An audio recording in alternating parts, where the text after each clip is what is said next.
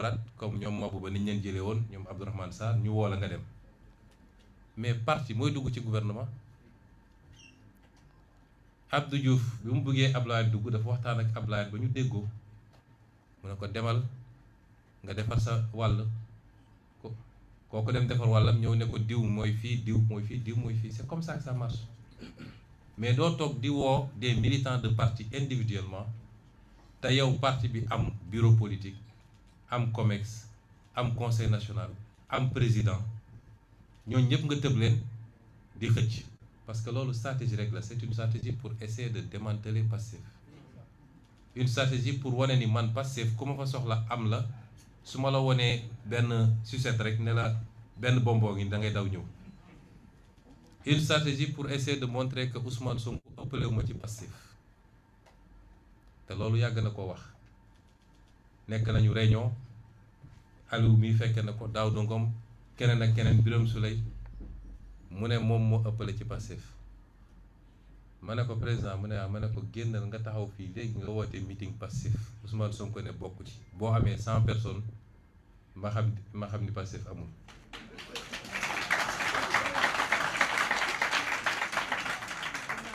ma ne ko dara amoo ko ci Pastef boo doon am Pastef da nga koy commencé ci Pastef njaga ñaaw bi nga xam ne mënoo ko gañe kon amoo Pastef donc stratégie la pour essayer de démanteler et d'affaiblir et tout bi ñu nekkee nguur ba léegi toute la trame de la stratégie mooy tabax coalition fii jàpp ni amoon na lu mu téye ci biir Pastef waxtaan ak ñenn ci waa opposition bi pour créer benn affaire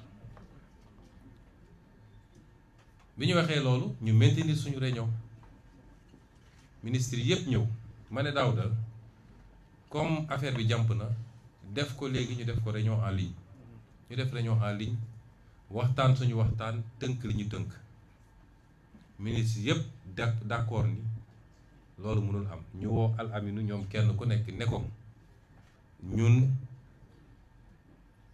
bañu ñu continuer liggéey jàppale président waaye na waxtaan ak suñu président parti mooy Ousmane Sonko bu waxtaanee ak moom dañ déggoo mu lànk ne du waxtaan ak man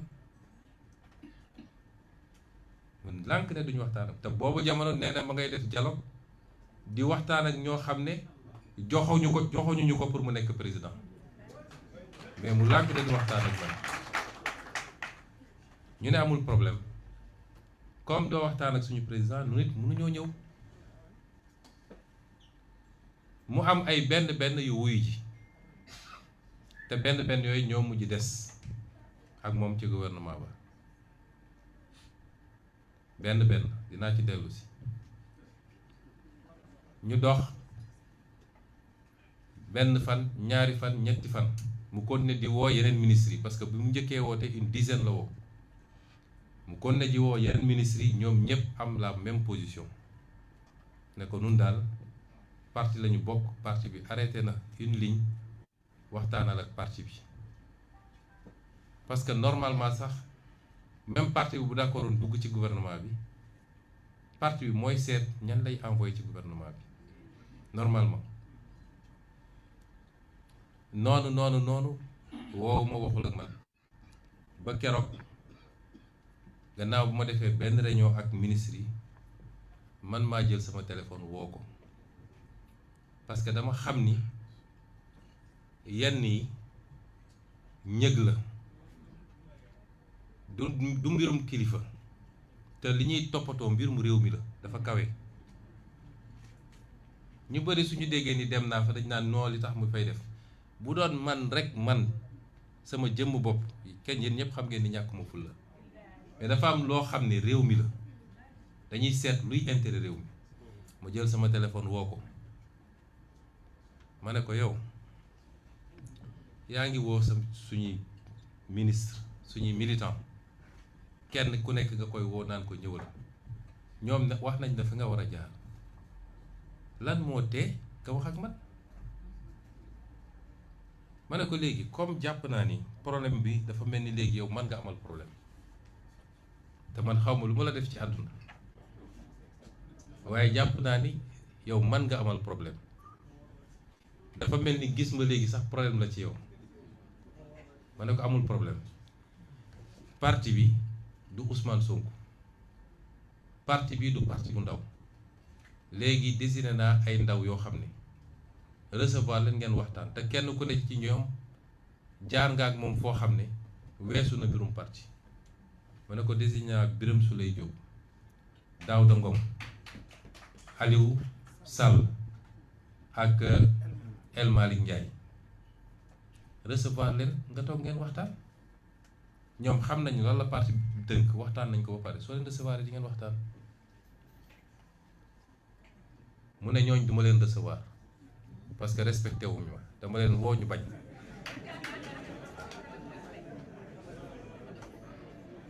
ma naxanteeg moom ba mujj gi mu ne ma man duma leen recevoir waaye Al Aminu na leen recevoir ma woo Birame Souleye ne ko wal Al Aminu ngeen dem toog wax ñoom ñu dem toog wax ak Al Aminu wax ak moom ci poñ yi nga xam ne parti bi loolu mooy préoccupation Al Aminu ne leen yenn yi mu ne leen lii mun na demee nii yeneen yi mu ne leen il faut ma wax ak kilifa gi ci ëllëg sa Al Aminu woo Birame Souleye woo El Malick Ndiaye ne leen président nee na dégg na lépp te dina woo Ousmane wax ak moom dégg na lépp te dina woo Ousmane wax ak moom ma ne baax na ñu toog woowu ma ci diggante bi mu commencé waat woo ministre yi ak secrétaire d'État yi mu jotul woon woo ak yeneen membres du parti yoo xam ne nekkuñu woon ci gouvernement bi ne leen ñëw wuy suma palais daanaka ñooñu ñépp tontu ko benn tontu bi ba mu des kenn ci deuxième vague bi alors marit ma ne naa toog jàpp sama ñàmbur ñu toog gouvernement bi të formation bi jafe ba barki démb ci guddi vers 23h mu am ñu ma woo ne ma wéy waxtaan nañoo ak président dina la woo mais bu la wooyee jël ko rek man leen man kay amu problème bu woowee naa jël man amu problème boobu du man maa am problème ci woote bi mu wootee nuyoo jàmm sante ne ma non dafa bind message ne ma bonsoir président pouvez-vous passer au palais tout de suite ma tontu ko ne ko mënuma ñëw tout de suite ndax guddi na waaye su ëllëg mën naa ñëw à 8h incha allah loolu tax démb ma dem fa bi ma xëyee ma dem fa 8h ba midi on était ensemble on a discuté loolu lépp nag bu ma ko defee c'est parce que te bi ñu toogee wax naa ko nee naa ko su doon yow dong ak man dong duma fi ñëw mais li tax ma ñëw mooy li ñu seq muy Sénégal te xam naa ni gouvernement boo def bu Pastef bokkul turu gouvernement lay doon waaye yoroo réew mi pour éviter yooyu yëpp nag moo tax ma ñëw te it ministre yi ñu la yéene te ñu liggéey ak yow li ci ëpp ci ñoom liggéey ak yow ñaari at xam nga seen xarañteef xam nga seen engagement xam nga seen njub moo tax ma ne naa ñëw ñu waxtaan ñu toog waxtaan kon lii dama fàttali processus bi péripéties yi duggaguma ci fond bi foofu la ñu jaar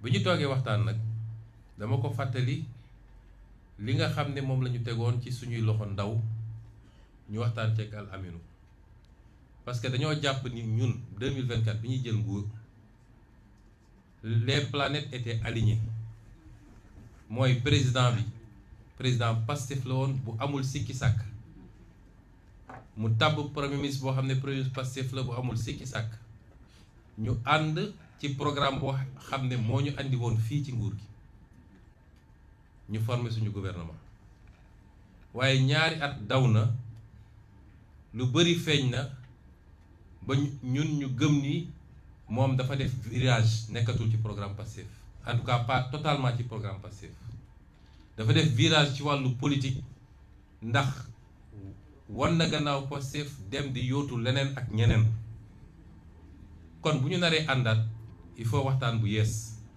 boo xam ne dañ naan ci yan anam la ñuy ànd yan consensus la ñuy am ban programme minimal la ñuy am lan la kenn ku nekk di bañ ak lan la kenn ku nekk di nangu moo tax bi ñu toogee dama ko ne politique àdduna ba mu dañ science politique dafa am des règles yoo xam ne du lu ñuy laam-laami mooy ku yor majorité mooy former gouvernement loolu mooy règle ci àdduna kon ñun ñoo yor majorité France ñaari yoon ñuy def cohabitation bu njëkk Mitterrand dafa ñëw ñàkk assemblée devant Chirac mu def cohabitation désigné Chirac premier ministre mu former gouvernement ñaareel bi mu am mooy moom Chirac perte élection législative devant Jospin loolu mooy règle universelle bu amul rek mooy kenn amul majorité bu dëgër assemblée boo xam ne moom dong mun na imposer ma ne ko kon yow ñun ñoo waroon tànn premier ministre déjà te yàgg naa la ko proposer bu dee Sonko nga amal problème Sonko mun na écarter wu mais nga bàyyi Pastef tànn premier ministre ñi fi nekk ñëpp mun nañ nekk premier ministre nga xëy tànn premier ministre boo xam ne consulté woo sax Pastef te xamul suñu histoire politique moom dégg naa ko démb mu ne day joxe leçon li ma koy conseillé mooy na yem ci chiffres yi ndax boobu ba léegi maa ngi rafetal lépp rafetul nag waaye maa ngi rafetal nuñ bi ñuy sonn di daj lu ne moom feneen la nekkoon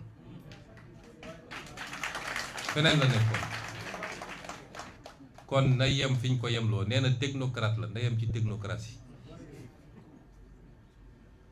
bu mu ñu tax a wax parce que xam nañu lan mooy rôle am réellement ci li xew kon bu mu ñu tax a wax donc ma ne ko tànn nga premier ministre te consulté wuñu normalement dañu waroon tëj bunt bi ñun Pastef mais malgré tout ñu continuer am ouverture léegi nag dañoo bëgg ñu waxtaan ci ban anam la ñuy demee d'abord y a des questions de fond gestion dette bi naka la parce que mooy principal problème Sénégal pouvoir d'achat bi mooy njëg yi lan la ak nuñ koy doxalee renégociation yu ñu entamé te mu àndil ñu satisfaction yu bëri naka la problème mu justice ak reddition des comptes bi nga xam ne dañ cee teg tànk te xam nañ fu mu jógee naka lañ koy doxalee yooyu ñeent yi gën a am solo la mais am na yeneen yoo xam ne yu ñu yitteel la ma ne ko nañu waxtaan ci yooyu bu ñu génnee ci yooyu nag ñu doog wax ci gouvernement bi ci boppam mu ne way yooyu mun naa ci tontu bor bi ñun jëluñu ci benn engagement ak FMI nit ñi ñoo ciy wax lu ne ñu wax ko mais ñun jëluñu engagement ci restructuration waaye bu demee ba mënatuñu it dinañ dem ci restructuration ma ne ko dégg naa mu ne njëg yi même réponse waxuñu ni dañuy yokk njëg yi tey walla suba waaye bu ñu demee ba mënatuñu dinañ yokk njëg yi ma ne ko ñaar dégg naa renégociation yi mu ne fañ ci nekkoon dañ ko continuer waaye am na ay problème parce que recevoir nañu ñaar ba ñetti notification de contentieux et cetera ma ne ko renégociation ak contestation ñoo ànd waaye sur 50 dossiers boo ci amee 3 contestations kon ça veut dire que alhamdulilah ñu dugg ci justice bi déggoowuñu moom jàpp na ni justice bi ak reddition des comptes bi lépp baax na problème amul ma ne ko kon du ñu avancé ci wàllum justice demal nga laaj Sénégalais yi lan mooy seen perception ci justice. wax ma justice reddition des comptes rek waaye ba ci justice ordinaire bi demal nga laaj Sénégalais yi lan mooy seen perception. te ni ma gisee mu doxal ak ki mu teg ci justice bi je n'ai rien contre lui muy woon avocat am te tey dossier yu bëri yi nga xam ne mi ngi foofu ci parquet financier moom moo leen doon défendre wala moo doon dox diggante yi sama xel du dal ci justice bi ma wax ko léegi mu leer. madame la ministre de la justice ngi nii xam na lu mu daj ci mbir mi te lu mu liggéey ba sonn nit ñi jaar ci kawam joxe ay instructions yu contraire ma ne ko kon du ñu d'accord parce que justice bi li fi xew léegi sax c'est pire que liñ doon xeex ñun kon boobu d'accord ñu ci. bi ñu weesoo loolu ñu ne dañu waxtaan ci gouvernement bi naka lañ koy tëralee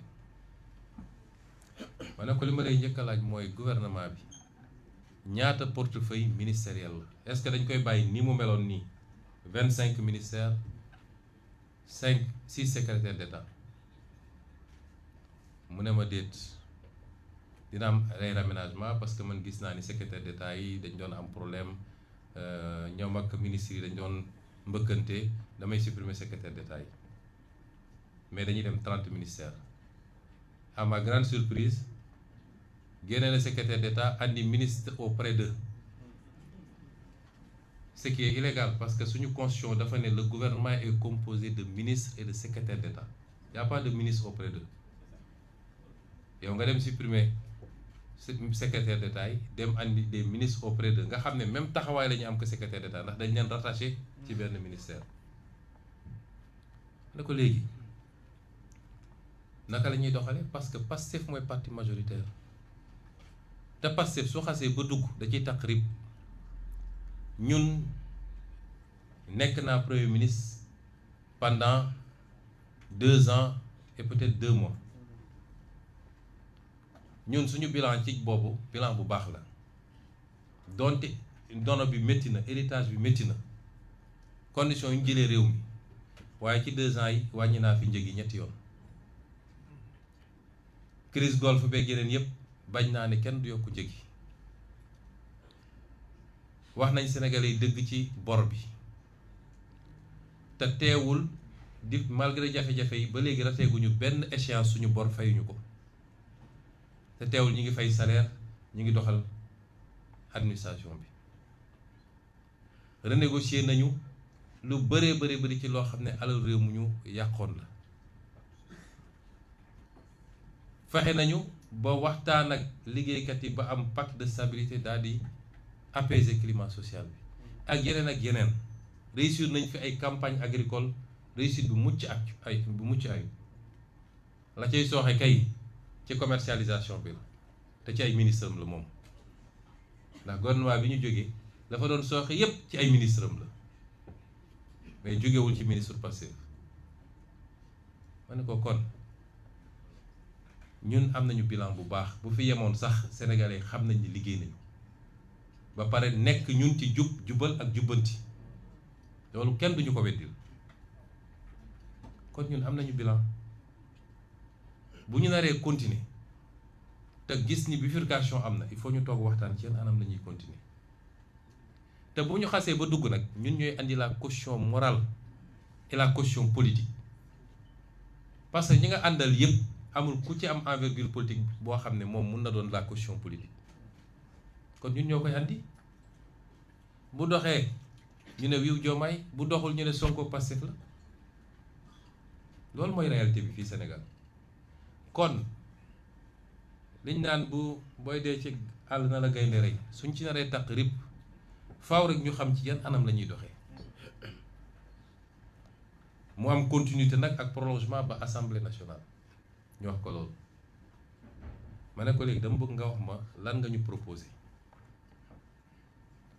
mu ne foofu di tourner en rond wax ma ne ko léegi man dinaa la yombalal mbiri parce que munoo ma ne Pastef yomboon na nga ne Pastef je vous propose tel ministre tel nombre de ministère bi ministère bi la mais li ma jàpp mooy ñi nga njëkk a woo di leen doon consulter 7 la ñu woon li ma jàpp mooy 7 nga bëggoon jox Pastef ci la may doog a ne waaw loolu na ma ne ko léegi ñun ñooy yenu mbir mi ñooy doon caution politique bi ñooy couvrir à l'Assemblée nationale te su bu tàngee bu tàng yow doo wax de sa allié du wax de Ousmane Sonko mooy génn ne lii la Sénégalais yi mën koo dégg nga bëgg a def gouvernement 30 ministères ne da ngay jël 7 rek jox ko Pastef ñun dañoo génn ci gouvernement boo xam ne 20 ministères la ñu yoroon sur 31 20 ministères plus la primature parce que loolu mooy jaadu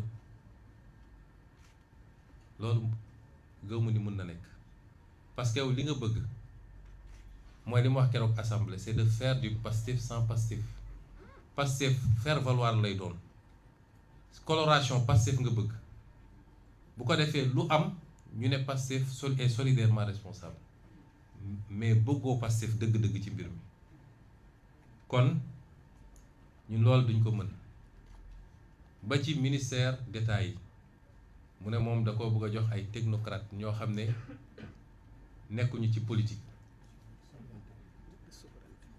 ministère de souveraineté yi muy justice forces armées affaires étrangères intérieur ak finance mu ne da ko bëgg a jox ñoo xam ne amuñu benn coloration politique bu ko defee dina dalal ñëpp et cetera pourtant ki mu yóbbu forces armées de politique lay def suba ba ngoon jot ci li ma xam donc ma ne ko lii gëw ma ni d'abord sur le fond d'accord ñu ci lu bëri li nga wax ci bor bi leerul li nga wax ci njëg gi leerul te xam naa ni daf ma ko doon naxee pour ñu dugg rek waaye bu ñu duggoon ba toog mun nañu ne restructuration lay def wala la lay def ma ne ko li nga wax ci yii yëpp wóoru leerul justice bi d'accord ñu ci du tout nga boole ci nag nag ñu bëgg a dugalee ci nguur gi arrangé wuñu kon daal jàpp naan du ñu mën a déggoo waaye comme dama ko séq ak ay nit dinaa dem ma waxtaan ak ñoom après je te reviens ci laa dellu si ma waxtaan ak ministre yi fi nekk ñoom ñëpp dëppoo ni loolu xel xalaatu ko waaye problème bi gën a am parce que dafa ne ma ne ko looy reprocher ministre yi ñi nga xam ne jàpp nga ni waruñoo continuer mu ne dañoo manqué loyauté ma ne ko lan mooy loyauté bi mu ne way ministre mënul nekk fii di siéger bu génnee ne Sonko 2029 loolu mënul nekk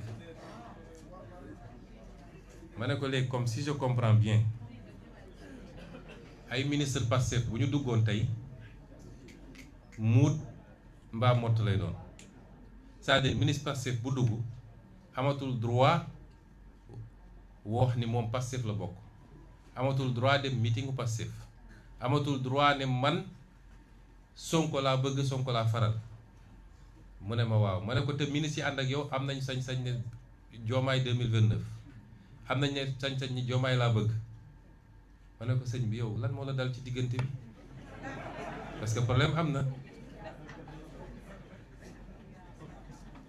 yii yëpp daal boo ko tënkee bi ma ñëwee rendre compte mboolem seen ñi ma ko seqal jàpp ni xalaatuñu sax naan ñu ngi dugg ci gouvernement ci anam yooyu parce que ñun ñoo yenu toute la comptabilité de la seconde partie de ce bilan te fekk ñun suñu loxo new ci mooy amuñu benn poids ci décision yi ñuy jël benn poids loolee moo andi décision Pastef gannaaw bi ma waxtaanee ak ñi ma war a waxtaanee yépp ci parti bi démb ma def annonce bi ne Pastef du dugg ci gouvernement bi fekk woo naa ko ba noppi ne ko président gannaaw bi ñu waxtaanee Pastef li ñu jàpp mooy mënuñoo dugg ci gouvernement bi ñu ngi lay bàyyi nga yeggali sa gouvernement xam naa nag gouvernement bi moom li presse bi naan accouchement douloureux weesoon na loolu parce que démb ba 19h ña ngay woo fu ne woo nañu ay ministre woo nañu ay maire woo nañu façon nit bu nekk ci waa parti bi naan leen président moo la soxla dañ laa bëgg a consulter pour def le ministre maa ngi doog a gis Sénégal ñu xëy di wër ay ministres ba guddi mënuñu koo am mu jurit gouvernement boo xam ne gouvernement bu amul benn assise politique la. fii historiquement PS jiite na réew mi 40 ans 20 ans yi Senghor def ak 20 ans yi Abdou Diouf def yépp appareil politique bu am doole moo ne woon cëslaay bi muy PS. Abdoulaye Wade jiite 12 ans appareil politique bi am doole bi moo ne woon PDS ay alliés nekk ci. Président Macky Sall jiite 12 ans appareil politique bi am doole mooy woon appareil alliés yi nekk ci. tey am nañu gouvernement boo xam ne amul assise politique munoo ne lii mooy assise politique am. amul benn parti boo xam ne tey ci parti yu am doole yi la boo xam ne mi ngi accompagner gouvernement bi. la ñu yor tuddee ko coalition ñëpp xam nañ ni dara newu fa. moo tax ñu ut lay naan gouvernement de technocrate. fii ku fi dul technocrate nun dañu nekk technocrate ba pare choisir de faire la politique. ña fa ne ñu wane technocrate ñoo bokk école yu ñu génnee. ñàkk pexe moo tax ñu naan gouvernement de technocrate. fii li fi nekk yëpp technocrate la ñii ñëpp technocrate lañu. kon bu ñu gëlëmal nit ñi naan gouvernement de technocrate dañoo amul base politique moo tax ñu nekk gouvernement de technocrate. léegi nag dinañu wëri base politique ku wàcc sa ànd dinañu wëri waa opposition bi ñu doon lamsal ay bët ak pour ñu ñëw ku dem ba bëgg a cëpp ne si kii daf maa nar a sànq lii dafa mel ni fi mu jëm kenn xamu ko moo tax ñu bëri teewaat seen bopp. gouvernement bu amul assise politique. premier ministre bi keroog bi ñu defee passation par dañ toog foofu ma ne ko waa léegi yéen yow doo politique xamoo sax nu ñuy politique.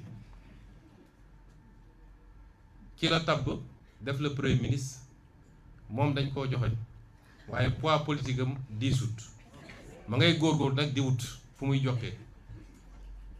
léegi yéen amatu leen fusible.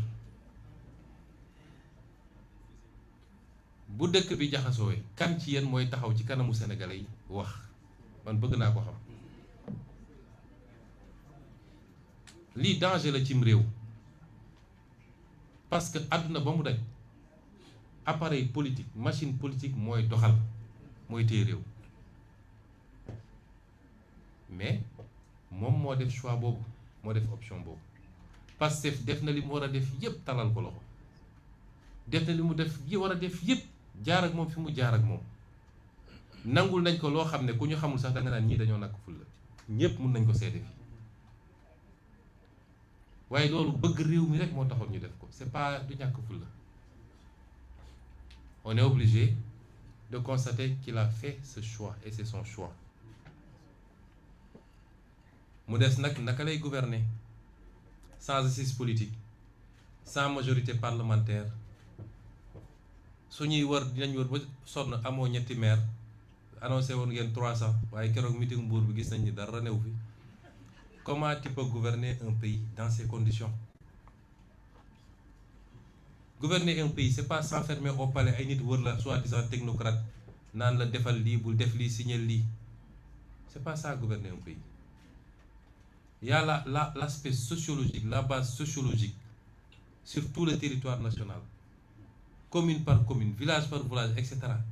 loolu mooy permettre nit am li mu war a soxla pour gouverner. ma bëggoon nag balaa may continuer jaajëfal féliciter encourager remercier ces dignes hommes et ces dignes femmes de gouvernement.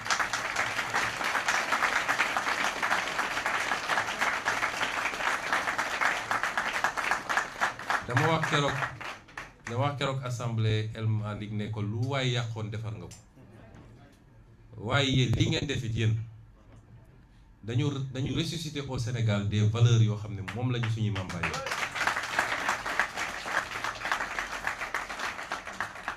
dignité xam sa bopp loyauté am fierté ci li ngay def am gëm-gëm loolu moo andi turu Pastef pas-pas la moo tax ñun ni ñuy politiquer bokkul Pastef pas-pas la pas-pas mooy lu ñuy fas ba mu dëgër li ñu gëm dañ koo fas ba mu dëgër dugal suñuy xol ñi fi nekk ñépp bu ñu amoon lu leen gënal dañuy nekkaat ci gouvernement di liggéey pas pour les avantages mais parce que kenn ku nekk sumboon nga liggéey boo xam ne commencé woon nga yàq leen li waaye bu ñu leen bàyyi woon mu yegg dina baax trop ci Sénégal ñi fi nekk ñépp kenn ku ne su amoon sañ-sañ dëgg ak mën-mën lu bokkul ak situation bi ni mu demee day dem continuer liggéey ñu ci bëri pare woon nañ pour def ko sans salaire parce que suñu leen waxee li ñuy fay ministre fii doon ko gëm mais ils ont fait le choix de rester dignes de rester sur la ligne du parti te nag loolu mooy Pastef parce que xale yi nekk ci mbedd mi di jaay carte di jaay bracelet di massifier waruñ ñoo gën a gore te yoruñu benn responsabilité fay ñu leen salaire yu mel nii mooy permettre ñu dellu si wane ni ñu ñëpp ñoo bokk valeurs yi te valeurs yi bougé wul maître ña dem nag ma leeral ko parce que gis naa ñuy essayer indi confusion naan y a des ministres Pastef qui ont siégé benn ministre Pastef siégé wul ku fa toog sa bopp nga fa toogal toogaloo fa Pastef de ku fa toog sa bopp nga fa toogal te Pastef dafa am ay procédure dinañ ci jaar ba traité seen cas ñoom ñëpp ba traité seen cas waaye amul kenn koo xam ne Pastef nga fa toogal seeni ministre bopp lañu Pastef à 0 ministre dans ce gouvernement mu wax ko mu leer amuñu ko fa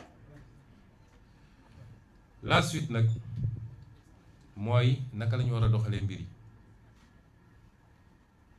Pastef est un parti responsable le premier parti de ce pays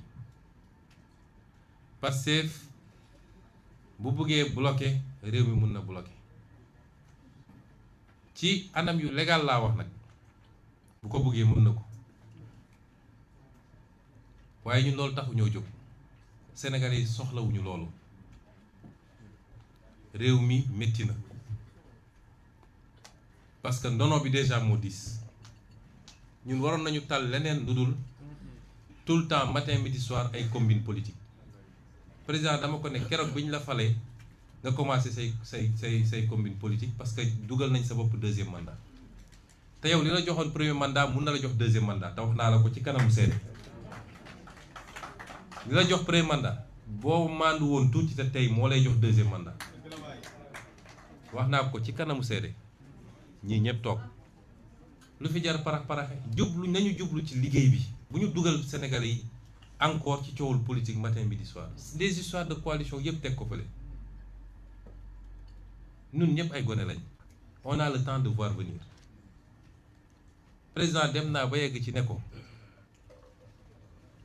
moom dafa ne waxuñu wantewuñu dara Cap Manuel ngeen baal ma je suis obligé de clarifier te wax naa ko démb mu dégg bu ñu demee ba affaire bi décanté wu man leen andil leen ma ko sama néeg jamono jooju yëkkati woon mbàngam di ma jaay président de jamono jooju su ma ko corné woon sax mu daw may leen andil leen ma ko sama néeg ñu andil ma ko mu ñëw sama néeg yor carnet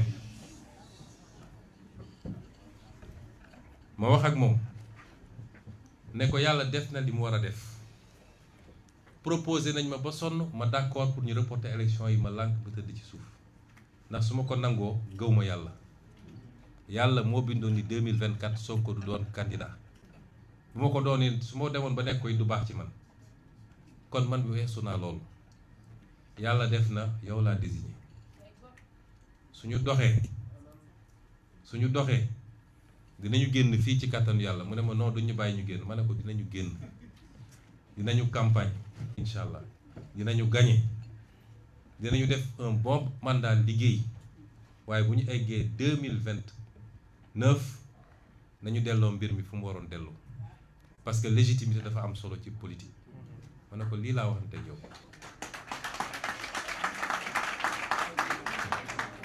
billaahi wallaahi wa tallaahi li may wax bu amul yàlla bu ma xeeñ ko àjjana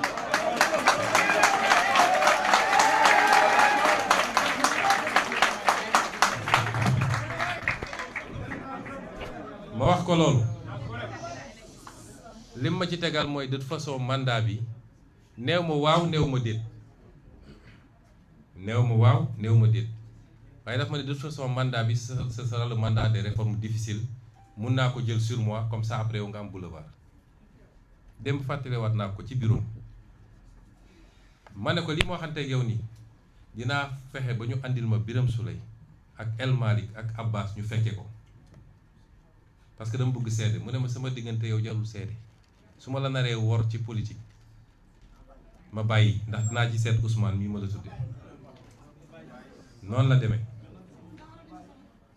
te lii waxaat naa ko le 10 juillet palais le 8 juillet dama def sama première déclaration King Fahd mu andi coow gu bëri boobu xam naa lu kenn xamul ñi ñëpp sax mere woon nañ ma ci fekk man gis naa liñ doon togg ci suuf mu ànd ak nitam yooyu loolu taxoon ma def sama déclaration le 14 juillet ñii jël initiative Amadou Chérif Diouf mu nga fa woon Ayib Daffé Alioune Sall Birame Souleye bëri woon nañu ñoom Ngagne Demba ñoom El Malick ñu ñëw toog ma fàttali ko devant témoin ne ko yow lii laa waxante woon nag yow Cap Manuel ñu génn toog tuuti ma ñëw ne la maa la waxoon lii mais bu dee teg nga sa tànk fi nga ko war a teg respecté parti bi respecté ligne parti bi liggéey 2029 man maay déclarer sa candidature man ñu defal le deuxième mandat ma wax ko devant témoin ma ne ko nag comme boobu ba léegi yow loolu doyu la wala nga jàpp ni dañ lay nax ba tax nga dem dugg ci yeneen man 2029 yàkkaluma kenn bu soobee yàlla jour boobu li mu ci teg li ma wax nii xam nga seede bii am na seede li mu ci teg jour boobu dafa ne suñu yàlla mayee ñu dund ba 2029 maay doon sa directeur de campagne mu wax ko ci kanamu seede man xam naa ni gëm ko mais noonu la demee kon ñun yàq taxuñoo jóg parce que bu yàqoo ñun la yàqul Pastef moo takk càq bi bu yàqoo ñun la yàqul Pastef bu soobee yàlla 2029 ak schéma boo munti xalaat bu soobee yàlla Pastef dina continuer mission kon ñun ñun mënuñoo bëgg mu yàqu xanaa kay keneen ay nekk fële dem ba xam ni mbir mi ni ma ko bëggoon demewul noonu mu ne xaaral ma xaru yóbbaale nit ñi waaye ñun duñu yàq loolu moo tax ñun ñoo contrôler assemblée nationale gouvernement bi mu teg démb su ma neexoon suba gouvernement bi daanu loolu la constitution joxe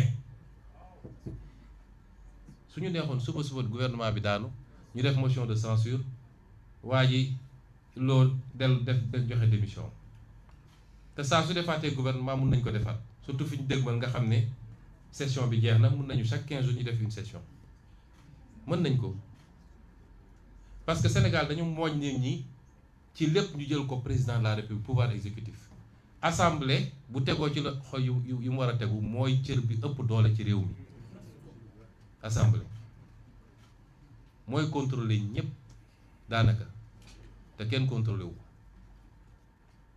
assemblée bu ko neexee mu woo ministre bu ko neexee mu def mission d'information parlementaire bu ko neexee mu def commission d'enquête parlementaire bu ko neexee mu yóbbu nit haute cour de justice mooy contrôler l'action publique mooy voter les lois kooku ku ko ëpp cër ci réew mi suñu loxo la nekk ci kàttanu yàlla te bi ma séenee li ma séen moo tax ma ne du ma nelaw ba assemblée ma fay dugg ak ay coalition ñu xoj ñu di nga am majorité mais boo ci génnee député coalition ba boo moytu li lay dese doon majorité looloo andi woon ñu dem élection législative tout seul assemblée boobu suñ loxo la ne ma feddali ni assemblée boobu duñ ko utiliser pour xeex ko defuñu motion de censure lu dul ci condition yi bu njëkk bi moom mu commencé xeex bi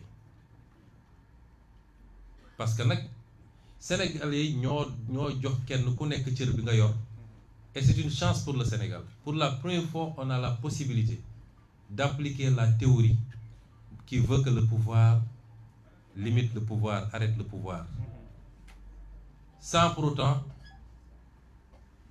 qu'il ne soit condamné ñoom à collaborer.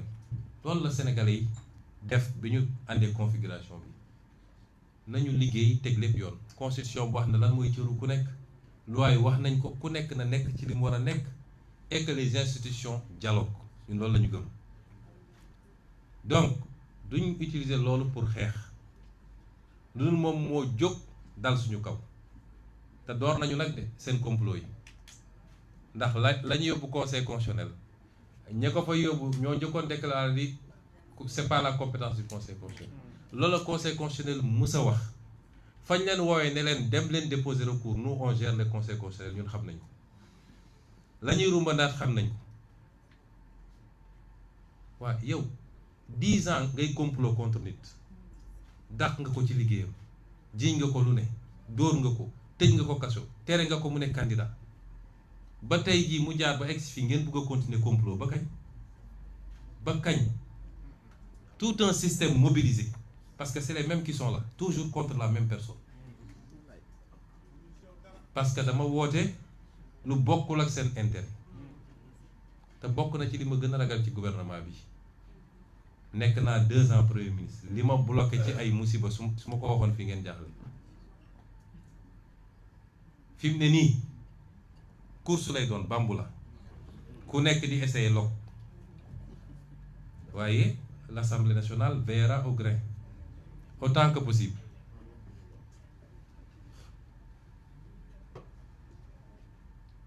nee naa bu njëkk bi mooy ñu commencer, te dinaa ci profité nag lancer un appel aux patriotes. wax naa leen ni Pastef moo tax càkk bi, dama bëgg ngeen ànd ak tey ak dal, parce que léeg-léeg patriotes yi li ñuy yàq, yenn patriotes yi li ñuy yàq moo ëpp li ñuy defar. chaque jour ku xëy di jaay ni maa gën a mer, maa gën a gëm affaire bi, dem bind loo xam ne bindloowuñu la ko, dem wax loo xam ne waxloowuñu la ko. loolu avancé woo parti bi da nga koy delloo gannaaw. Pastef parti xam-xam la, parti programme la, parti projet la. loolu moo ñu andi fi ñu ne. chaque jour ñu wax ko, depuis des années ñu ngi koy wax.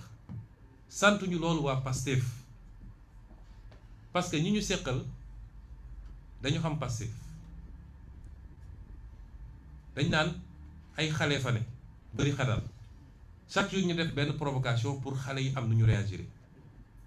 ils vont continuer la provocation. lii ñuy convoqué ñoom Cheikh Bara ak ñoom gi yëpp provocation la, parce que xam nañ ni un député en session jàppoo ko flagrant délit nga koy convoqué, procureur bi ko def moom xam nañ li mu def waru koo def, xam na ko. parce que poursuivre na fi ay nit, dafa saisir Assemblée nationale pour ñu lever leur immunité parlementaire, le même procureur. mais quand c'est Pastef tout est permis. yooyu yëpp provocation la, waaye ne cédez pas à la provocation. ànd leen seen tey ak dal. mandat bi jeex na ba noppi. nun du ñun ñooy adversaire u Diomaye Faye ak coalition. Diomaye Faye, président Diomaye Faye ak gouvernement am ñoom dañoo war a wax ak Sénégal, dañoo war a jublu ci yittey Sénégalais. ñoom ñoo yor exécutif, te réew mi am na fu mu toll. ñi ngi dëgmal nawet bi, njëg yi nit ñi jaaxle nañu, est-ce que dañuy yokk du ñu yokk, yeneen ak yeneen paj mi ak yooyu. nañu jublu ci loolu. loolu mooy seen adversaire dëgg. bu ngeen gisee ma nekk 2 ans gouvernement kenn dégguma ma wax, parce que dama xamoon ni ñu bëri reproché nañ ma ko ci parti bi, bañ naan dañu bàyyi parti bi. bàyyiwuñu ko. quand tu gères le pouvoir, sa première action politique mooy nooy def ba répondre aux préoccupations des Sénégalais. loolu mooy sa première action politique. kon ñoom ci loolu lañ leen xaare. bu ñu leen may fu ñu langaamoo ci ñun ne ñun ñoo leen tere gouverner. réew maa ngi ni moom mooy président, am na gouvernement, am na budget, am na tous les moyens de l'État. na jublu ci liggéey bi, waaye ñun duñu adversaire am. opposition bi it xam naa ni fi mu ne nii jaaxle nañ, parce que ñoom li ñu bëgg mooy opposé wu à Sonko ak Pastef. ñoom loolu la ñu bëgg. léegi nag jaaxle nañu, parce que ñun suñu positionnement mënatoo xëy ne Sonko la, mënatoo ko te bëgguñu daal ci Diomaye parce que ñu ngi xool nu ñuy naxanteeg moom pour ñu def seeni deal moo tax ñoom jaaxle nañu foofu lañ toll ci Sénégal kon ñun waa Pastef buñ may gars yi lu ñu defee loolu mais bu dee ñoom dañoo utiliser les moyens institutionnels et légaux yu ñu yor pour jubal ko ci ñun ne dañuy xeex ñu nit nañu utiliser les moyens institutionnels et légaux yu ñu yor répondre soo gisee may wax li Sénégalais yi laay waxal damay bañ ëllëg ñu ne instabilité am na te Pastef la du Pastef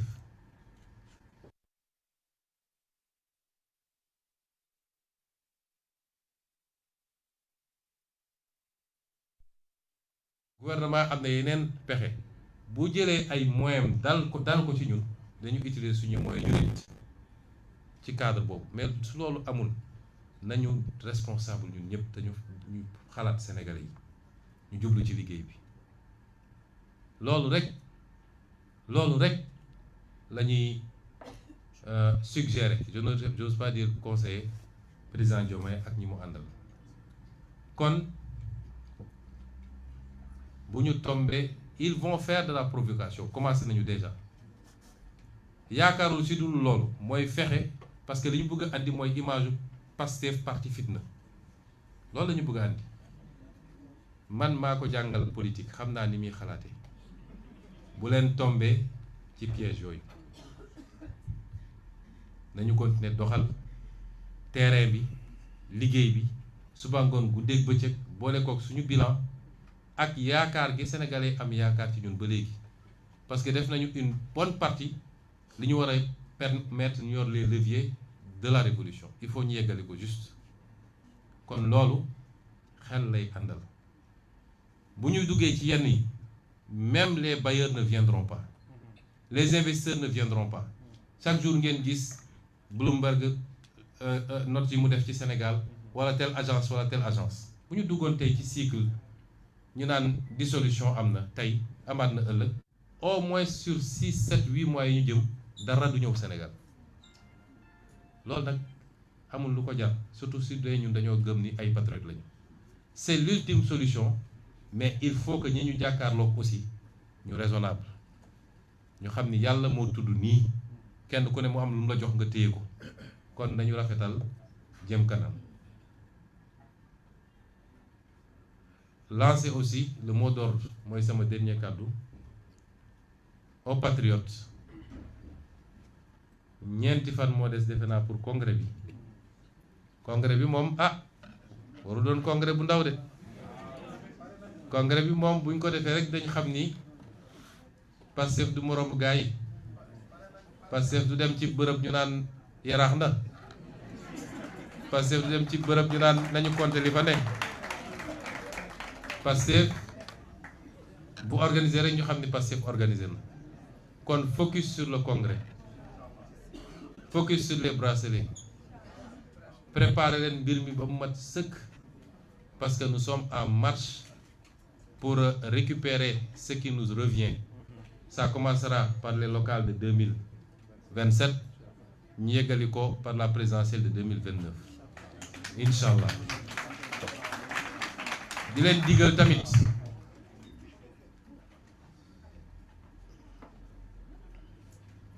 digal tamit Pastef est devenu le plus grand parti mais dafa war a continuer di màgg surtout base bi laay waxal na ngeen yaatu ubbeeku ñi bëgg a ñëw Pastef bari na de ñépp a bëgg a ñëw Pastef tekkiwul ni kiy ñëw day ñëw rek raxas leen wala yóbbu lépp parce que léeg-léeg ay kilifa wooma ay nit sax yu am ndombal tànk ne man de bëgg naa ñëw waaye sa gone yi vraiment ñun amuñu fayu gone yi bi muy métti yéen a fi nekkoon waaye mbir moo gis day continuer évoluer diine yi ñu gëm sax am na ñoo xam ne lu ne daj nañ ko ci xeex nañu gaañu nañu et cetera mais bu ñu demee ba gagné diine bi dafa continuer yaatu ay nit di tuub di ñëw ay nit di teew di ñëw est-ce que dañu leen naan déedéet doo ñëw parce que yow nekkoo fi woon yaatal leen rang yi 18 millions de sénégalais yi ñu buggee ñëw jël leen wax naa leen toujours yan condition la ñuy jëlee. Pastef reste ce parti attrayant ouvert sénégalais buy politique fi mu toll nii bu amoon sañ Pastef lay nekk. Sénégalais buy politique bu amoon sañ Pastef lay nekk. ubbeeku nañu yéen njaboot gi ubbeeku la nit ñi ñëw ngeen ànd ceeg yaatu yéen ñii di ñëw it ñëw leen avec humilité xam ne da ngeen fi fekk ñoo xam ne daj nañu lu mburu dul daj ci taal ngeen jox leen cër ñu ànd liggéey parce que ce pays a besoin de toutes ses forces pour une révolution, pas une alternance mais pour une alternative. daaneel ci DG yi ñu ma koy fàttali parce que Pastef tey ci état bi du ministre yi kese peut-être yoroon nañu lu mat 80 à 85% des ministres waaye yoroon nañu tamit lu toll noonu ci DG yi. man li may wax directeur généraux yi directeur général ak ministre bokkul. Ministre est une fonction éminemment politique. Directeur général est un poste technique ndax ñun nekkoon nañu opposition am ay directeurs généraux ak ay directeurs yoo xam ne ñu ngi woon ci ñun. Directeur général c'est un poste technique. li ma leen di wax mooy parti bi tënkul kenn ci sens bi wala sens bële. Directeur général boo xam ne jàpp na ni mënatul dem ngoram mayu ko wala amatul envie kenn mënu koo tere mu ne maa ngi dem bàyyi na.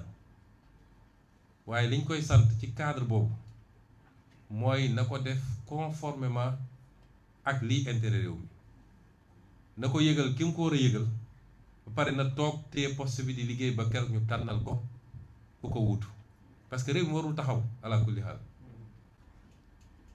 waaye directeur général boo xam ne moom bëgg na continuer liggéey bi te yàqul dara ci appartenance politique am bu liggéey ba liggéey bi jeex mu dem defi li muy def ci activité politique am ba borom mut mbaa mott jàpp ni faw mu dem kooku na toog fi mu ne liggéey li muy liggéey ko ni mu ko doon liggéeyee ànd ceeg farlu wala sax mu yokk. loolu mooy consigne parti bi. Parce que l'exercice d'une responsabilité publique, c'est quelque part aussi un choix personnel. waaye su dee l'exercice d'une fonction politique parti bi war na cee mën a am xalaatam. ñun jógu nañu ñëpp dañu démissionné. am na ñoo xam ne xalaat nañu loolu démission collective am na ñu ko xalaat mais su ñëpp jógee ni démissionné nañ ñun ñoo yor presque poste yi gën a stratégique ci direction générale mais réew mi day taxaw. am na ñoo xam ne jël nañ seen responsabilité individuellement démissionné. On respecte aussi leur position parce que ni ma mënee lim féliciter ministre yi fi nekk noonu laa mën a féliciter ñeneen ñi nga xam ne jël nañ seen responsabilité bu ci mujjee rek mooy ministre conseiller aux affaires juridiques du président nga xam ne jël na responsabilité ne moom mënatu faa toog kon loolu mooy position parti bi sur les ministères.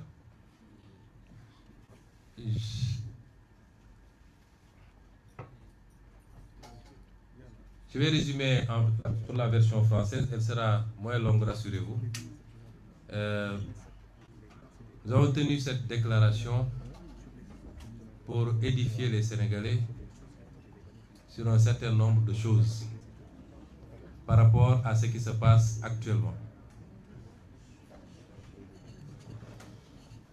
Comme vous l'avez suivi, il y a eu une évolution politique notable ces derniers jours. Le vendredi, coïncidant à quelle date? Le vendredi 22 mai 2026, le président de la République, son Excellence Bassirou Diomaye Diakhar Faye, m'a convié en tant que Premier ministre à une audience au Palais de la République. Je m'y suis rendu aux environs de 16 heures. Nous avons échangé et il a exprimé son souhait de mettre un terme à notre collaboration puisqu'il considérait qu'un certain nombre des positions que j'avais prises ces derniers temps l'incommodaient, posaient problème. j'ai pris acte et je lui avais donné juste une suggestion. Parce qu'à plusieurs reprises, j'étais allé le voir pour lui proposer cette solution. Que si le marigot était trop étroit pour nous deux, on avait une solution, une alternative. Moi, j'aurais pu me décaler et repartir à l'Assemblée nationale parce que j'avais mon mandat de député intact. Même si au moment où je parle, les gens magouillent pour pouvoir obtenir du Conseil constitutionnel une décision qui serait la plus unique que cette institution aurait rendue pour essayer de revenir sur ce mandat. Ce qui est inacceptable. Parce que de 2016 à maintenant, les mêmes institutions, les mêmes organes, les mêmes leviers ont été utilisés pour comploter contre ma personne, pratiquement depuis que je suis en politique. Les mêmes leviers ont été utilisés pour me radier de la fonction publique, pour me fomenter des dossiers judiciaires, pour me persécuter, m'emprisonner, m'empêcher d'être candidat. Et de toute évidence, et vu la configuration, c'est les mêmes pratiques qu'ils comptent continuer. Donc, à plusieurs reprises, j'étais allé le voir pour lui proposer cette solution, qui consistait, de manière concertée, à ce que je puisse me décaler, moi, vers l'Assemblée nationale, qu'ensemble, nous discutions pour choisir un Premier ministre issu du parti, parce que c'est le parti qui est majoritaire, que nous discutions à la formation d'un gouvernement et que nous puissions ensemble continuer à cheminer.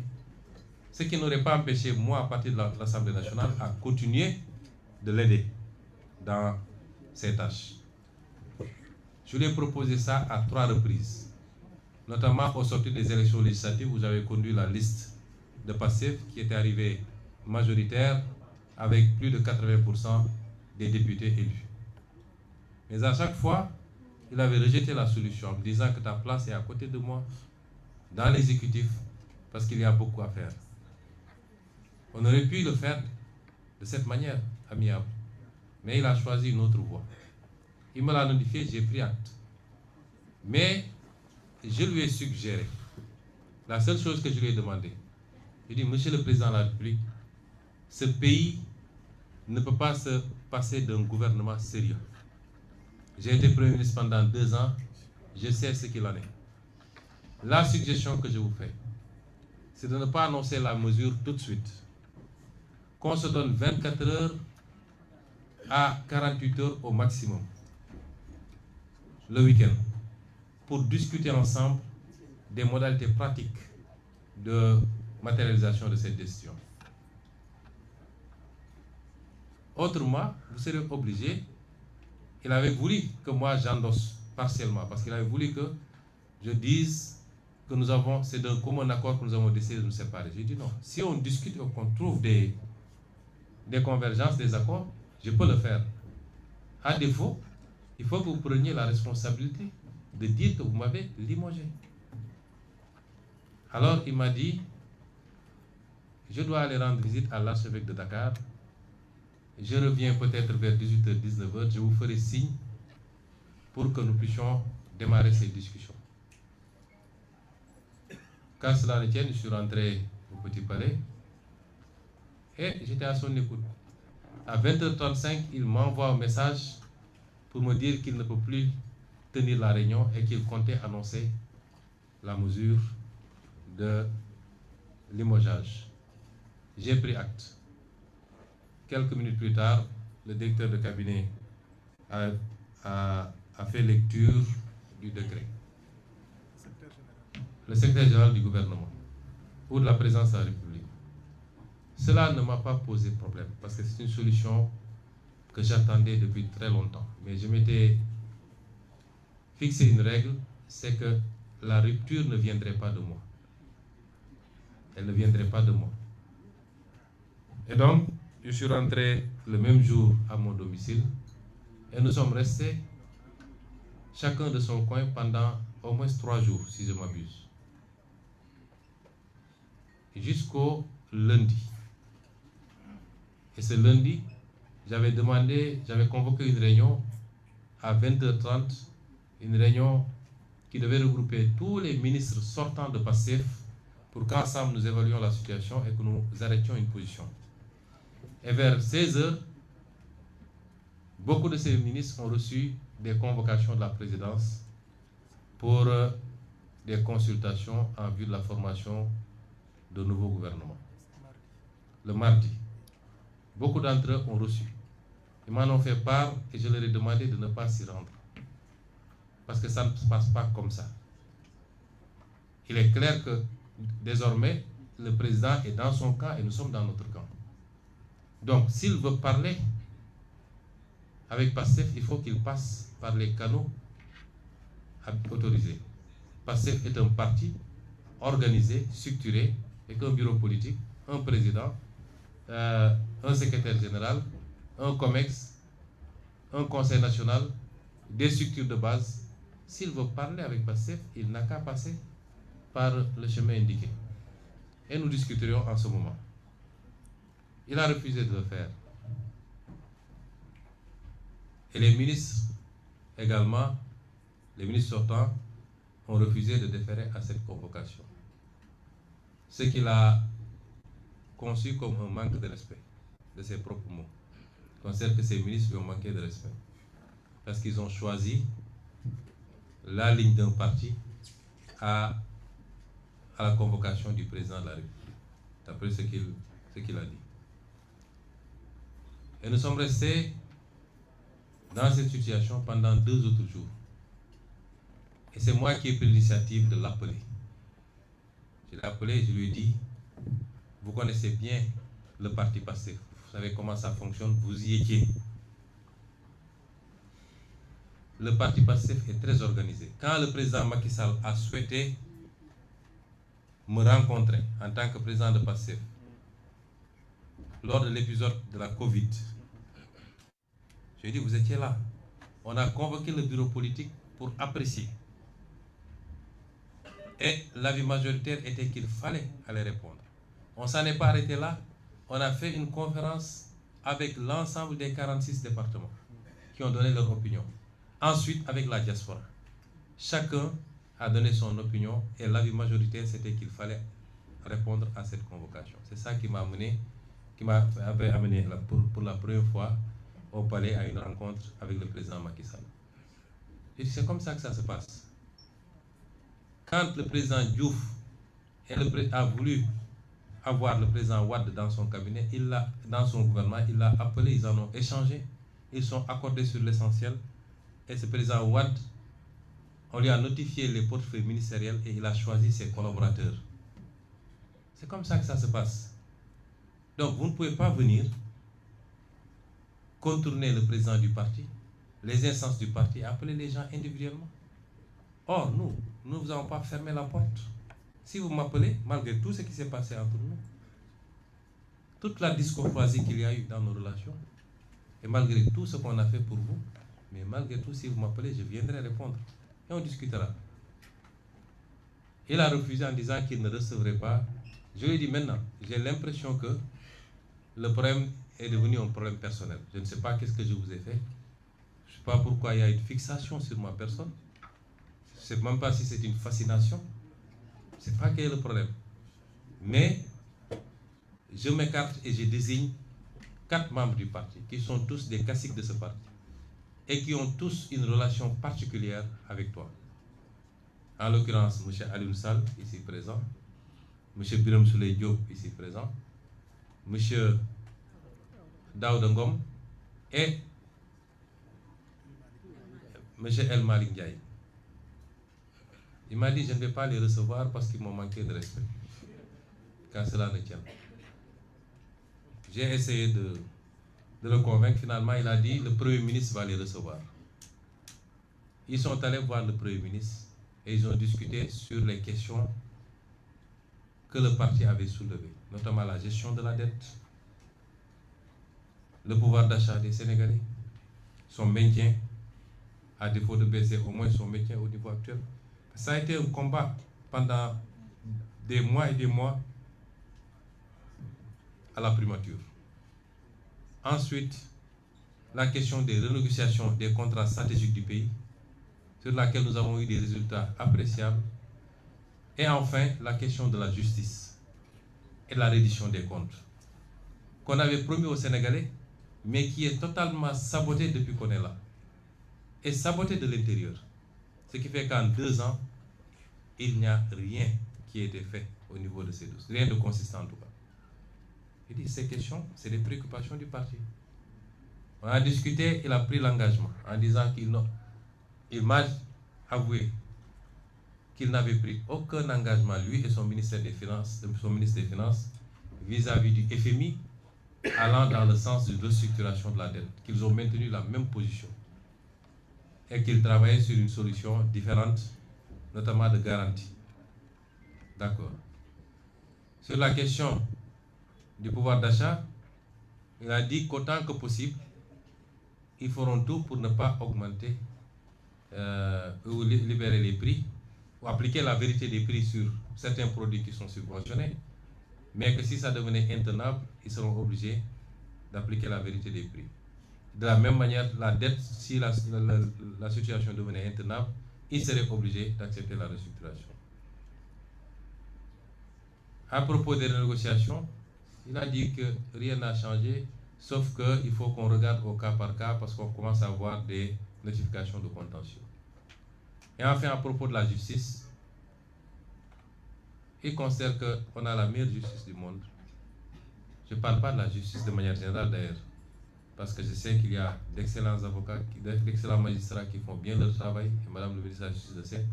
On parle spécifiquement de dossiers que vous connaissez. Et lui, il considère que ça se passe très bien, ce qui n'est pas mon cas, et ce qui n'est pas le cas de la majorité des Sénégalais qui considèrent qu'il y a un problème de justice dans ce pays.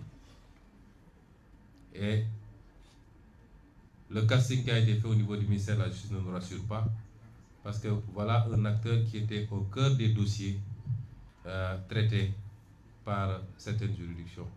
Moi-même, j'ai eu à être contacté plusieurs fois par rapport à certains dossiers. Mais nous allons apprécier. Nous avons nos doutes, mais nous allons apprécier. Et nous ferons le nécessaire à partir de l'Assemblée nationale, rassurez-vous. Donc, toutes ces réponses sont en demi-teinte. Et sur la dernière question, elle n'est pas convaincante. Ça veut dire que je n'ai pas été convaincu. Ensuite, nous avons discuté du gouvernement. Je lui ai dit, PASTEF est le parti majoritaire qui détient 130 députés sur 165 à l'Assemblée nationale. C'est le parti majoritaire.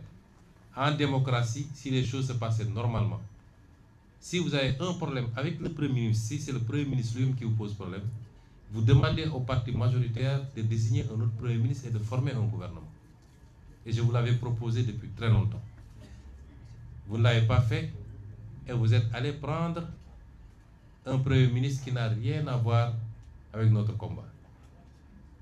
J'en profite pour lui demander de rester technocrate, de sortir du jeu politique, puisqu'il a été choisi pour être un technocrate, d'après ce qu'on nous dit. Il n'a qu'à s'en limiter à ça, parce que je sais beaucoup de choses sur ce qui se passe et ce qu'il fait. Par courtoisie, j'ai été très courtois avec lui jusqu'à présent. Il ne faut pas qu'il nous provoque. Monsieur le Premier ministre Al-Amin Lo, restez à votre place. Le champ politique n'est pas le vôtre. J'ai dit, vous n'avez pas choisi. Vous n'avez pas donné la possibilité de choisir. Vous choisissez sans nous informer. Mais, malgré tout, on ne boude pas. Pour la formation du gouvernement et la courtoisie de nous appeler, on discute. Moi, je suis décalé, je n'ai pas de problème, mais je suis le président du parti. Et si tu ne veux pas parler avec moi, mais accepte de parler à mes émissaires. Il n'en a pas voulu. Donc, depuis temps-là, il a demandé, il a accepté que les émissaires rencontrent le Premier ministre. Ce qui a été fait, celui-là a enregistré et a promis de rendre compte au président qui ne reviendra. Le lendemain, il a appelé pour dire que le président allait me contacter pour qu'on discute. Il ne l'a pas fait. 2 jours, 3 jours, 4 jours, jusqu'à hier, avant-hier nuit, il m'a envoyé un message vers 23 h pour me demander de passer au palais. Ce que je ne pouvais pas faire. Et on s'était donné rendez-vous le lendemain, c'est-à-dire hier matin à 8 h. Je me suis rendu, nous avons discuté de toutes les questions que j'ai soulevées. Il a donné les réponses que je vous ai dites. Mais ensuite, on a discuté de la formation du gouvernement. Il dit, nous sommes le parti majoritaire. Qu'est-ce que vous mettez sur la table? Parce que nous, si on s'engage, c'est nous qui donnons caution politique au gouvernement. Parce que je ne vois pas de formation politique digne de ce nom, capable aujourd'hui d'assumer la place de Pastef. Et on ne peut pas former un gouvernement, gérer un exécutif sans une assise politique sérieuse. Ça n'existe dans aucun pays du monde. Ce qui se passe est inédit. Hier, on a eu un gouvernement qui est un gouvernement suspendu, sans ramification, sans assise politique. Historiquement, le Parti socialiste a dirigé pendant 40 ans avec une assise politique très, très solide, passé de parti unique jusqu'à la perte du pouvoir. Le PDS pendant 12 ans avec un parti démocratique solide et des satellites autour. L'APR pendant 12 ans avec la même configuration. Mais dites-moi, aujourd'hui, il y a quoi autour de Bassirou Diomaye Faye? Aucune légitimité politique structurée, sérieuse, capable de jouer ce rôle. Donc, si Pastef devait continuer, c'est Pastef qui constitue ce socle-là. Vous ne pouvez pas avoir ça et nous dire entrer au gouvernement parce qu'il y a des sucettes à se donner. Non, ce n'est pas ça qui nous intéresse. Aucun de ces ministres n'entre dans un gouvernement pour un salaire ou pour un sans-frontière. Non, nous entrons parce que nous croyons à ce pays-là. Nous entrons parce que nous sommes des patriotes, nous avons des compétences, nous avons une vision, un programme. Et nous voulons l'exécuter. Je lui dis d'accord, mettons les choses sur la table. Même ça, il n'a pas été en mesure de me le dire. C'est moi finalement qui lui ai dit, si j'en déduis, si j'analyse un peu les convocations que vous aviez faites, si je retiens, j'analyse les convocations que vous avez faites le premier jour, vous avez convoqué 7 ministres de Pastef. J'ai déduit que c'est ces 7-là que vous vouliez nommer en réalité. C'est là où il a finalement avoué qu'il voulait proposer 7 portefeuilles sur un gouvernement de 30 ministres avec 0 portefeuille de souveraineté à Pastef. Et parmi ces 7-là, il y en avait 3 que nous ne considérions plus être des représentants de Pastef. Parce qu'ils ont outrepassé les consignes du parti pour aller répondre individuellement. Notamment le ministre Bala Moussa Fofana, le ministre Si, comment ça s'appelle? Ibrahim Si. C'est bizarre, j'ai jamais pu retenir son nom, son prénom d'ailleurs. Ibrahim Si, le ministre Yankouba Diémé. Je lui ai dit, si on devait s'accorder, même ces 3-là ne sont pas des ministres de Pastef. Et si je les enlève des 7, ça veut dire que vous nous proposez 4 postes ministériels sur 30 et aucun portefeuille d'État pour un parti majoritaire. Comment vous pouvez envisager ça?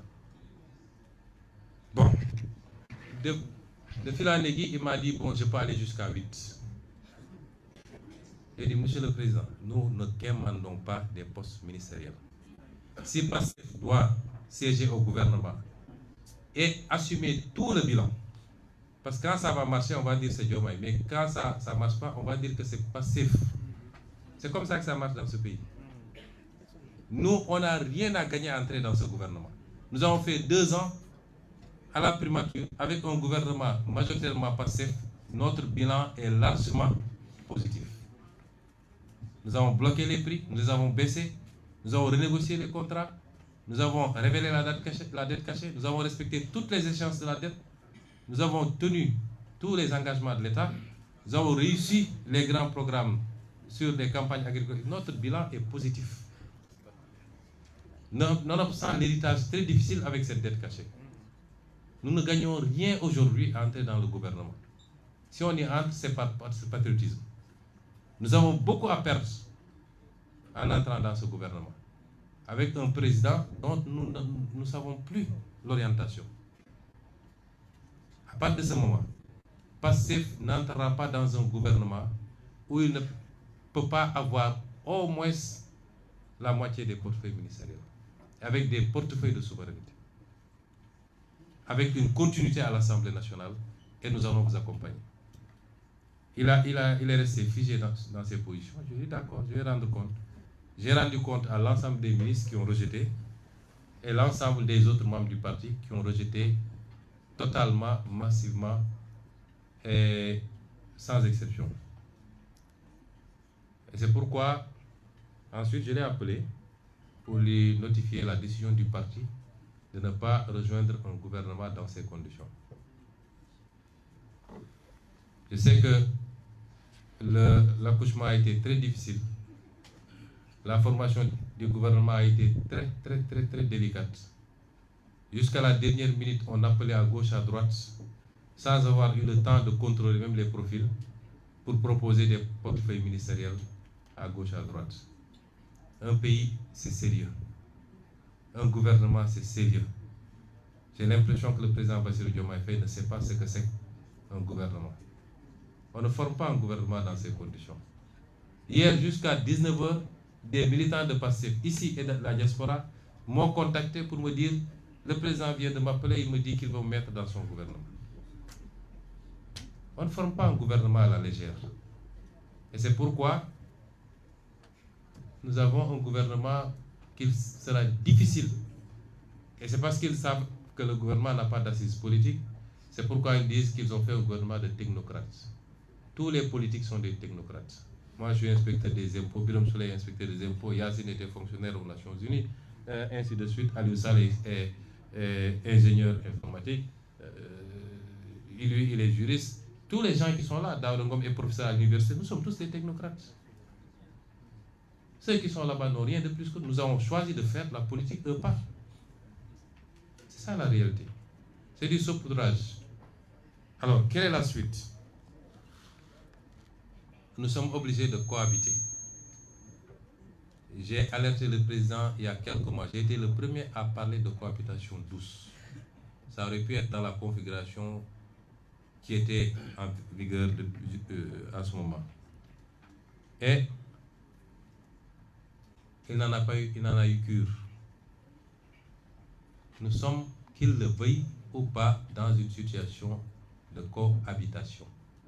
Il n'a pas un seul député à l'Assemblée nationale sur 165. Un seul. PASTEF a 130 députés sur 165. Ça, si ça n'impose pas la cohabitation, ce serait quoi la cohabitation?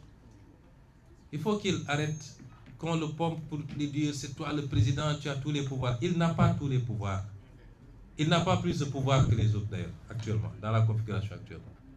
Il faut qu'il redescende de son piédestal et qu'on se parle en responsable, dans l'intérêt de ce pays. Ceux qui le poussent à aller vers une guerre ne lui rendent pas service. Je lui parle en tant que grand frère, je ne parle même pas du président. Ils ne lui rendent pas service. La politique a ses règles dans tous les pays du monde. On est obligé. Même dans les pays où le régime est présidentiel strict, comme aux États-Unis, quand le président perd les élections de mi-mandat, il est obligé de faire avec un congrès où il est minoritaire et il négocie pour ne pas avoir de shutdown et qu'on lui adopte son budget. C'est ça la démocratie. Parce que c'est la volonté populaire qui s'est exprimée et qui a dit je confie l'Assemblée nationale à cette force politique. Il faut respecter cela. S'il ne le fait pas, il va nous entraîner vers une crise dont le pays n'a pas besoin. Les Sénégalais sont fatigués. Ce qu'ils attendent de lui, en tant qu'exécutif, avec son gouvernement, son budget, c'est de faire moins de politique politicienne. Et malheureusement, il s'est encadré de gens qui ne font que ça, et de se mettre au travail. Nous sommes là pour l'accompagner. Et c'est pourquoi j'ai dit tout à l'heure que si je le voulais, et si PASTEF le veut, demain, en tout cas dans 72 heures, ce gouvernement peut tomber. Parce qu'on a la possibilité de censurer. Mais on n'est pas dans des histoires de vendetta. Nous nous préoccupons d'abord de l'intérêt supérieur de ce pays. Et c'est pourquoi nous ne censurerons pas. Nous allons les accompagner. Et je lui ai dit ça hier dans son bureau. Ton adversaire, ce n'est pas nous. Même en perspective 2029, ce n'est pas nous tes adversaires. Ce n'est pas nous. Si tu veux avoir quelque chose en 2029, réponds aux préoccupations des Sénégalais. quand vous gérez le pouvoir, votre bilan, c'est pas est-ce que j'ai pu liquider tel homme politique, etc. Il faut demander au régime qui était là. Votre bilan, c'est est-ce qu'on a réglé les questions du pouvoir d'achat, d'adduction d'eau, d'électricité, de soins de santé, ainsi de suite. C'est ça le bilan. Donc qu'ils se mettent à ça et nous sommes là pour l'accompagner. Tout ce qui incombera à l'Assemblée nationale, dans le vote de la loi, dans l'exécution, l'accompagnement budgétaire, dans le contrôle des politiques publiques, dans le contrôle de l'action gouvernementale, tout ce qui est du pouvoir de l'Assemblée nationale, nous sommes là pour le mettre à disposition et accompagner pour qu'il réussisse. Parce que s'il réussit, nous aurons réussi nous également. Nous en sommes là. Mais il faut être deux pour faire la paix. Il faut être deux pour faire la paix. Et les provocations ont déjà démarré. Parce que tout ce qu'ils sont en train de faire, convoquer des députés en pleine session, vouloir les arrêter dans l'enceinte de l'Assemblée nationale, arrêter à gauche, à droite des militants, c'est pour essayer de provoquer Pastef, de provoquer une réaction, surtout au niveau des jeunes, et de pouvoir communiquer sur une image d'un parti qui serait un parti belliqueux, un parti, etc. C'est pourquoi j'en appelle encore une fois aux jeunes. Restez calmes.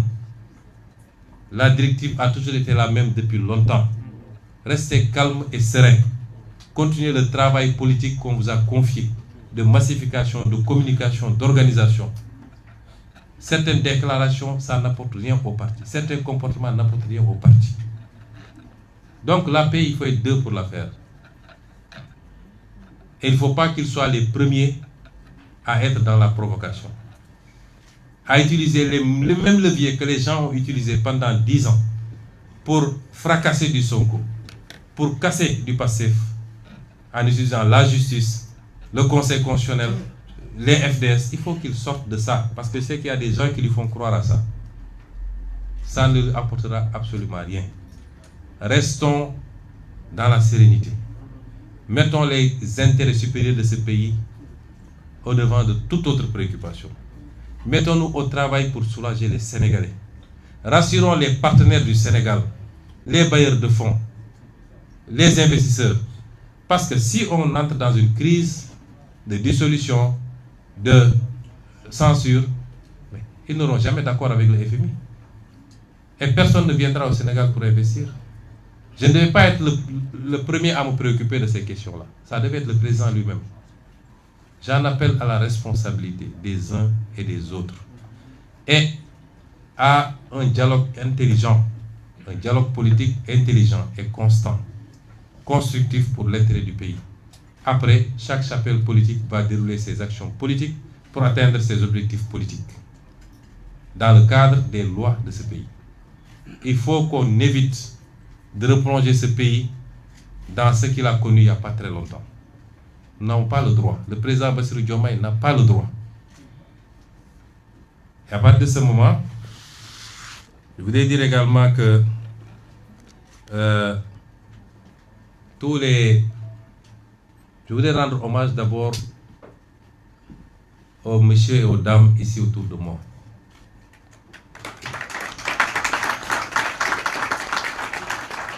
Partout au Sénégal, partout en Afrique, votre attitude a été saluée. Parce que c'est pas courant en Afrique d'avoir ces postes. Je disais ce matin que Pastef est en train de hisser le jeu politique au Sénégal à un niveau qu'on n'avait jamais imaginé. Souvent, on voyait dans ce qu'on appelle les grandes démocraties, ces configurations, etc. Tout le débat, est-ce qu'on peut le faire, le réussir tous ensemble, avec l'opposition, avec le pouvoir, sans abîmer nos institutions et sans rouvrir la porte au vieux démon. C'est ça le débat. Mais ce qui se passe actuellement, c'est un niveau de démocratie qu'on a rarement vu, même ailleurs, dans ce qu'on appelle les grandes démocraties. Et on le doit à Pastef. Tout ça, on le doit à Pastef.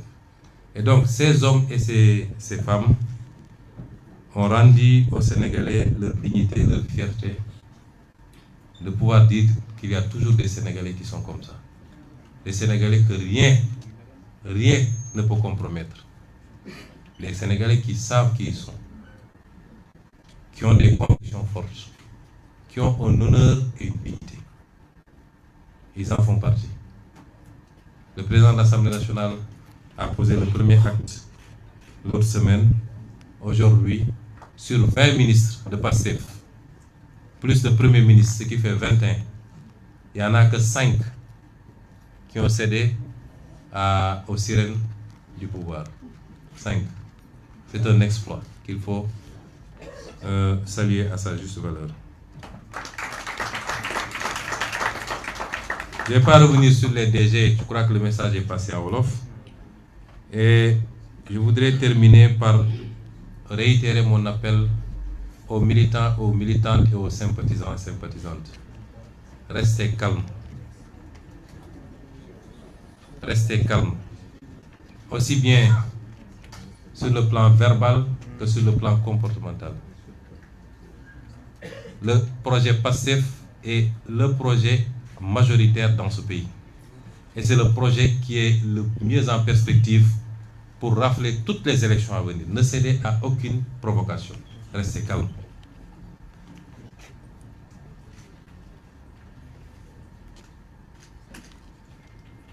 Je voudrais demander aussi aux directeurs généraux et autres, j'ai dit que ce n'est pas la peine de revenir, mais de revoir un peu le message que j'ai délivré en langue wolof. Et enfin, je voudrais rappeler une mobilisation, la nécessité d'une mobilisation exceptionnelle pour le congrès, le premier congrès du parti qui est prévu pour le 6 juin. Je n'avais pas besoin de le faire d'ailleurs, parce que quand c'est passif, c'est forcément grand. Mais c'est un congrès qui arrive dans un contexte particulier. Donc la mobilisation c'est le 7, les travaux c'est le 6. Et je voudrais enfin souhaiter une très bonne chance à nos Lions U17 pour la finale de ce jour. Nous leur souhaitons plein succès et qu'ils nous rapportent ce trophée également qui viendrait rejoindre tous les trophées qu'on a eus ces derniers temps. Et j'en profite d'ailleurs, j'ai félicité tous les ministres parce que tous les ministres de PASTEF ont été très bons. Mais puisque je parle de sport, Madame Khady Gueye a été sublime et en très peu de temps nous a permis de faire des résultats, de gagner une Coupe d'Afrique, d'aller à la Coupe du Monde, de gagner pour les U20 je crois, d'être en finale pour les U17, d'avoir fait les réformes dans un milieu très difficile qu'est le monde de la lutte. J'aurais pu le dire pour chacun de ces ministres, c'est vous dire que les ministres de PASTEF sont de très bons ministres et ils vont avoir, Inch'Allah, d'ici quelques temps, la possibilité de continuer ce qu'ils avaient démarré. Je vous remercie de votre attention.